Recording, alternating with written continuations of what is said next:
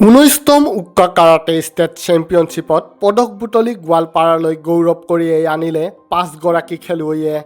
Unified karate association of আছামৰ উদ্যোগত যোৱা 2 আৰু 3 মে তাৰিখে গুৱাহাটীৰ ডন বস্কো ইনডোৰ ষ্টেডিয়ামত অনুষ্ঠিত হৈছিল 19তম উকা কাৰাটে ষ্টেট চেম্পিয়নশ্বিপ, য'ত অসমৰ 30খন জিলাৰ খেলুৱৈয়ে অংশগ্ৰহণ কৰিছিল। উক্ত প্ৰতিযোগিতাত প্ৰশিক্ষক লক্ষণ ৰায়ৰ নেতৃত্বত গোৱালপাৰা ডিষ্ট্ৰিক্ট অৱ কাৰাটে এছ'চিয়েশ্যনৰ পৰা 8গৰাকী খেলুৱৈয়ে অংশগ্ৰহণ কৰিছিল। তাৰে ভিতৰত 4গৰাকী খেলুৱৈয়ে এটাকৈ আৰু এগৰাকীয়ে 2টা পদক বুটলি আনিবলৈ সক্ষম হৈছে।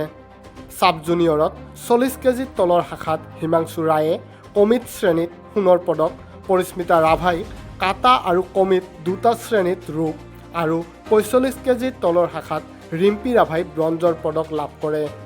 ছিনিয়ৰৰ 68 কেজি শাখাত কমিট শ্ৰেণীত বিষ্ণু কুমাৰ সিঙে ৰূপৰ পদক লাভ কৰে।